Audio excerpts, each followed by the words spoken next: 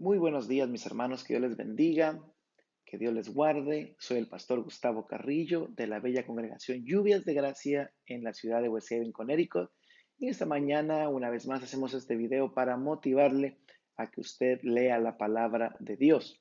Recuérdese que lo estamos haciendo a través de nuestro diario devocional Avivamiento 2019. A través de esta herramienta tenemos una lectura sistemática, ordenada y podemos aprender de una manera más sencilla. A través de nuestro diario nos va diciendo cada día qué lectura leer, escoger de esa lectura un versículo y aplicarlo a nuestra vida, hacer las 3 P, ¿verdad? Que explicaba nuestro apóstol, que es pedir, que es pelear contra la carne, contra lo que está en contra de ese versículo, y profetizar sobre lo que aprendemos en ese versículo. Así que para el día de hoy, miércoles 5 de junio, nos corresponde leer segunda carta a los Corintios, capítulo 7. Así que hacemos un pequeño resumen y vemos cómo Pablo termina el tema que estaba hablando el día de ayer.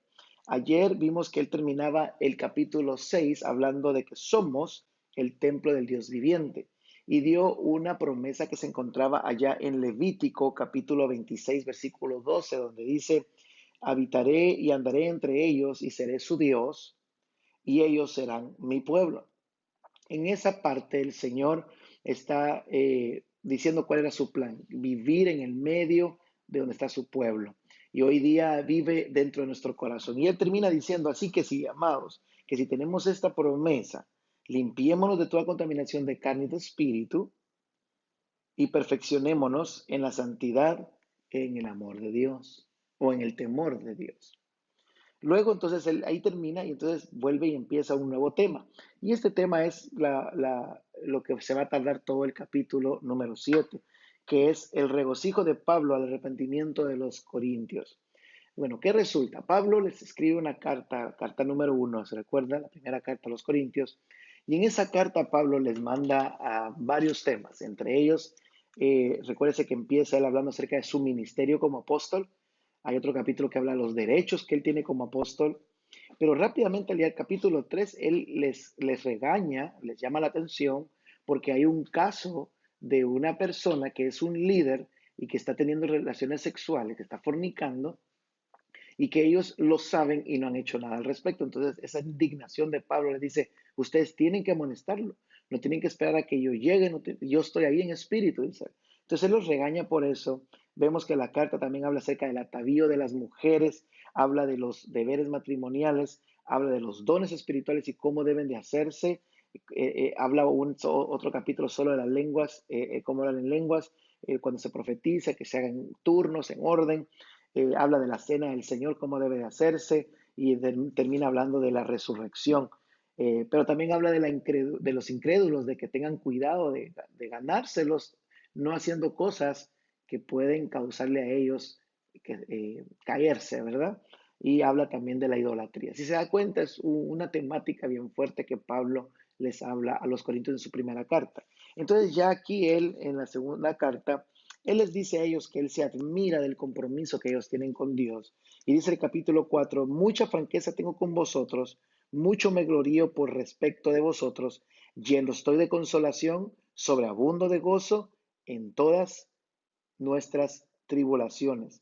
Porque de cierto, dice él, cuando vinimos a Macedonia, fuimos atribulados por fuera con conflictos y por dentro con miedos. Pero dice que cuando ellos estaban en ese tiempo ahí atribulados y con miedo en Macedonia por las trifulcas, por las persecuciones, dice que hubo un gran gozo en ellos, lo dice aquí el versículo número 8, dice que hubo un gran gozo, dice, porque llegó Tito, dice, y él los consoló. ¿Y por qué se gozó Pablo cuando llegó Tito? Porque él dice que él les contó a Pablo y a los que estaban con él de que los corintios habían sido buenos con él, le habían instruido, le habían amonestado, y entonces él dice que haciendo saber vuestro gran afecto, vuestro llanto y vuestra solicitud por mí, de manera que me regocijé aún más. O sea que Tito le fue a contar de que todos los corintios estaban orando por él, que estaban contentos de su amonestación, de su carta, dice de su lloro también, o sea, lloraban por Pablo, intercedían por él. Entonces en el versículo número 8 dice, porque aún os contristé en la carta que los envié, no me pesa, dice él, aunque entonces lo lamenté. Mira, aquí ya lo explica aquí. Él dice, de ninguna manera, dice, él quise contristarlos, sino lo que quería era llamarle la atención. Pero él dice aquí, ahora me gozo, no porque haya sido contristado, sino porque fuisteis contristados para arrepentimiento, porque habéis sido contristados según Dios, para que ninguna pérdida padezcáis por medio de nuestra parte, porque la tristeza que es según Dios produce arrepentimiento para salvación, de que no hay de que arrepentirse por la tristeza del mundo, pero la tristeza del mundo produce muerte. Entonces vea cómo Pablo les escribió esta temática en la primera carta, y entonces él dice, no les escribí esa carta para amonestarlos, sino que para animarlos. Pero él mismo dice, me lamenté haber escrito la carta como la escribí. Posiblemente Pablo la escribió en un enojo, posiblemente Pablo la escribió, tal vez no buscó las palabras correctas, o cómo empezar primero tal vez con un tema y terminar tal vez con el del problema. Pero él no, al principio la carta empezó con eso. Entonces, él dice que lamentó el que la carta haya llegado de tal manera. Pero él dice que no se arrepiente, sino que tenía un propósito esa carta. Entonces, a veces nosotros recibimos de nuestros pastores, de nuestros líderes, recibimos una apretón de tuerca, decimos nosotros, un regaño que a veces tal vez no fue bien hecho, tal vez no fue utilizado con las palabras correctas. Pero no es la intención de un pastor hacerle daño, sino que es ayudarle para que usted siga adelante. Y eso es lo que pasó con él. Pero él cuenta el gozo y la alegría que tuvo de ver a Tito, que también Tito posiblemente fue amonestado por ellos y ellos aplicaron lo que Pablo les había enseñado en su carta, ¿verdad? En todo os habéis mostrado limpios en el santo, dice el versículo 11.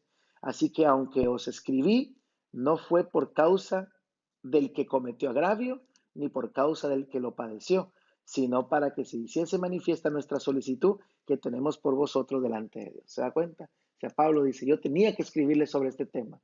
Si no, después me arrepentí o me lamenté de haberlo escrito tal vez de una manera difícil, pero tenía que hacerlo, dice Pablo. Pero tuvo resultados, ellos se arrepintieron y es una iglesia que amaba a Pablo, una iglesia que ordenó sus cosas y así pues logró levantar a líderes como Tito.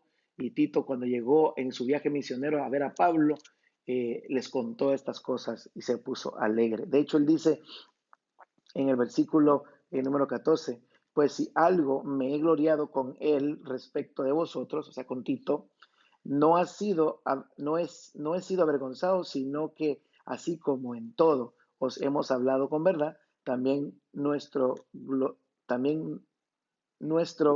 gloriarnos con Tito resulta verdad. Y su cariño para con vosotros es aún más abundante cuando se acuerda de la obediencia de todos vosotros, de cómo lo recibisteis con amor y temblor. Me gozo de que tengo esta confianza con vosotros. Así termina esta carta, o mejor dicho, este capítulo de esta carta, Pablo haciendo mención de lo contento que está con ellos. Así que mis hermanos, termino leyéndoles el versículo número 1, que es mi versículo, que dice, así que amados, puesto que tenemos tales promesas, limpiémonos y de toda contaminación que hay en la carne o en el espíritu.